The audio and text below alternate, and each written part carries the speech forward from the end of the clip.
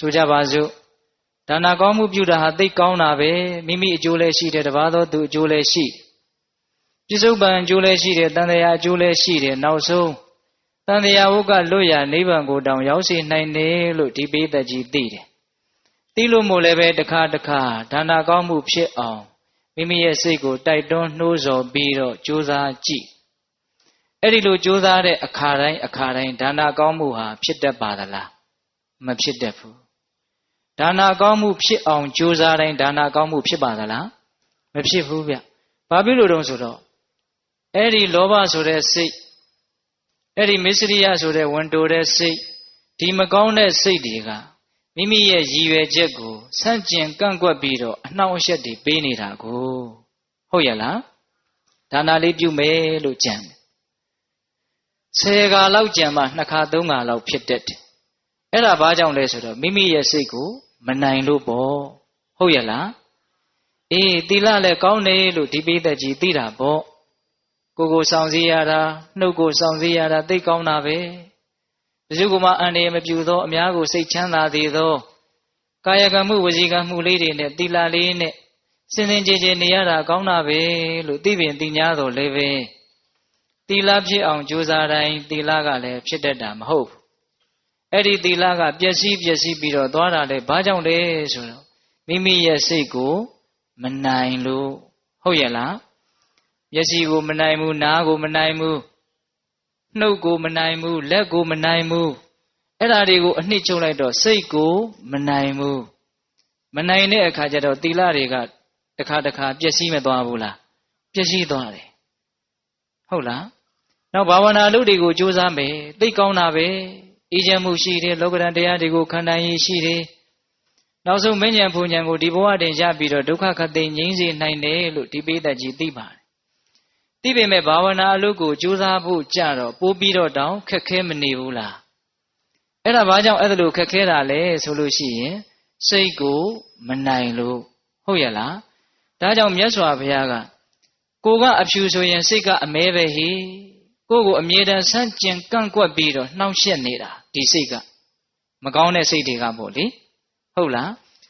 အဲ့လိုမျိုးသိလို့ကြိုးစားပင်ကြိုးစား냐တော့လေပဲ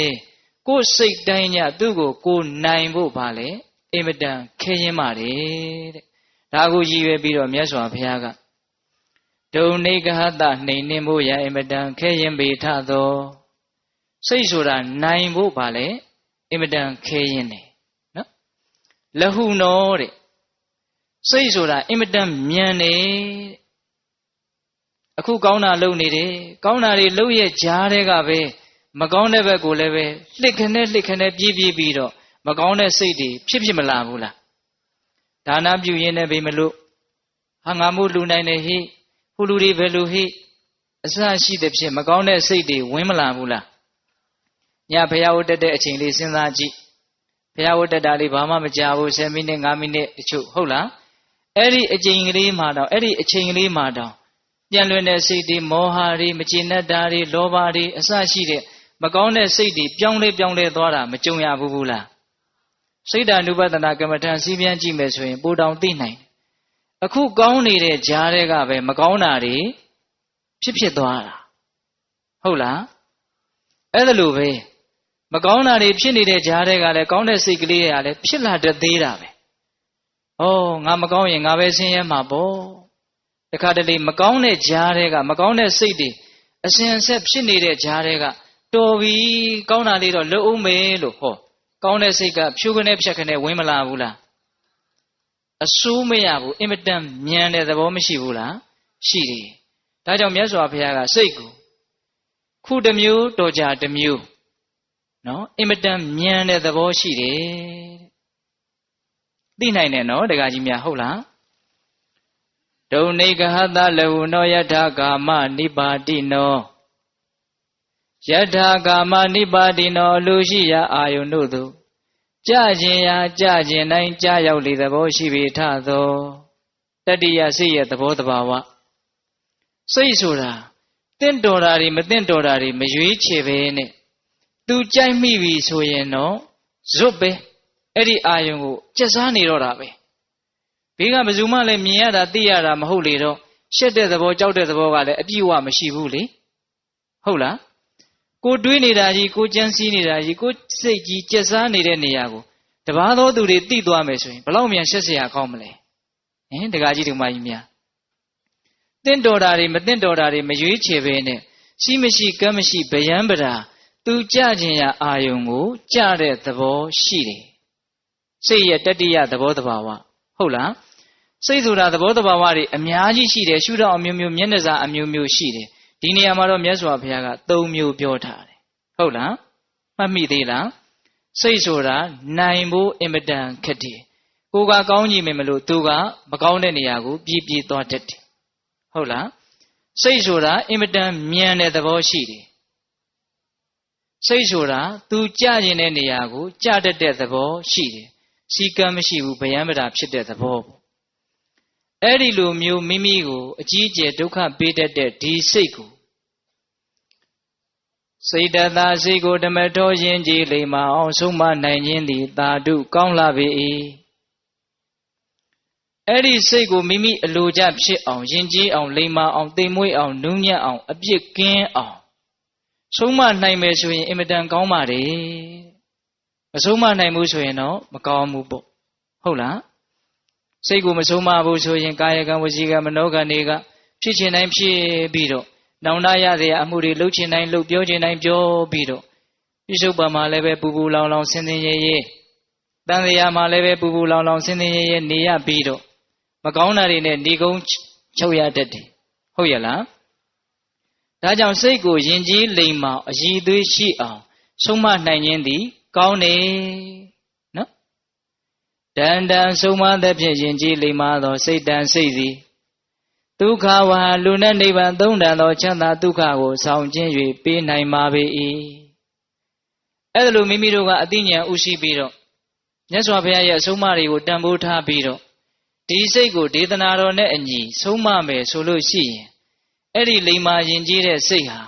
မိမိလိုလားတောင့်တတဲ့ချမ်းသာဒုက္ခအမျိုးမျိုးကိုပေးနိုင်စွမ်းသောတတ္တိရှိလာတယ်တခြားဘယ်အရာတွေကမှချမ်းသာဒုက္ခကိုပေးတာမဟုတ်အည်အသွေးရှိတဲ့စိတ်ကချမ်းသာဒုက္ခကိုပေးတာတဲ့ပြောရရင်အဲ့ဒီတိုင်းပဲနော်ဆုံးမသဖြင့်လိမ္မာယဉ်ကျေးသောစိတ်သည်ချမ်းသာဒုက္ခကိုပေးတာအခုလောကီစီးပွားတွေနဲ့ပြည့်စုံတဲ့ပုဂ္ဂိုလ်တွေအထက်တန်းကြတဲ့ပုဂ္ဂိုလ်တွေပညာရေးပိုင်းဆိုင်ရာလူမှုရေးပိုင်းဆိုင်ရာလောကီလို့ပြောတာနော်ဘဝမှာအထက်တန်းကြတဲ့ပုဂ္ဂိုလ်တွေသူတို့ရဲ့စိတ်ကိုသူတို့နိုင်နေအောင်ဆုံးမနိုင်လို့သူတို့အဲ့ဒီနေရာကိုရောက်သွားတာဒါအတူတူပြောပြတာဟုတ်လားစိတ်ရဲ့အလိုကိုမလိုက်ဖဲနဲ့စိတ်ကိုမိမိလိုသလိုပုံသွင်းနိုင်လို့နော်ကောင်းတဲ့အည်အသွေးတွေကတဖြည်းဖြည်းနဲ့တက်လာတော့သူတို့လိုချင်တာလောကီလို့မရဘူးလား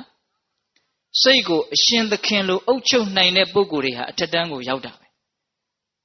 ဓမ္မရှုထောင့်တရားဘက်ကကြည့်မယ်ဆိုရင်လည်းဒီတိုင်းပဲစိတ်ကိုနိုင်တဲ့ပုဂ္ဂိုလ်တွေကဒါနပြုနိုင်တယ်သီလဆောက်တည်နိုင်တယ်ဘာဝနာပွားများနိုင်တယ်သူတော်ကောင်းဖြစ်အောင်လုပ်နိုင်တယ်သူတော်ကောင်းဖြစ်အောင်လုပ်နိုင်လို့လည်းပဲသူတော်ကောင်းဖြစ်ခြင်းရဲ့ချမ်းသာဒုက္ခကိုသူတို့ခံစားရတယ်စိတ်ကိုအုပ်ချုပ်နိုင်တဲ့ပုဂ္ဂိုလ်တွေဟာချမ်းသာဒုက္ခအမျိုးမျိုးရတယ်စိတ်ရဲ့ကြီးကျွန်ဖြစ်ကြတဲ့ပုဂ္ဂိုလ်တွေစိတ်ကိုမနိုင်တဲ့ပုဂ္ဂိုလ်တွေတနည်းအားဖြင့်စိတ်ခိုင်းတာလုံးရတဲ့ပုဂ္ဂိုလ်တွေကြတော့လောကီလိုကြည့်မယ်ဆိုရင်လည်းအောက်တန်းကြနောက်တန်းကြဖြစ်ရနော်လောကုတ္တရာလိုကြည့်မယ်ဆိုရင်ပိုးတောင်အလှမ်းဝေးသွားတယ်ဟုတ်ရဲ့လားဒါကြောင့်ဦးဇင်းတို့လောကကိုအကျမ်းမြင့်နှမျိုးခွဲမယ်ဆိုရင်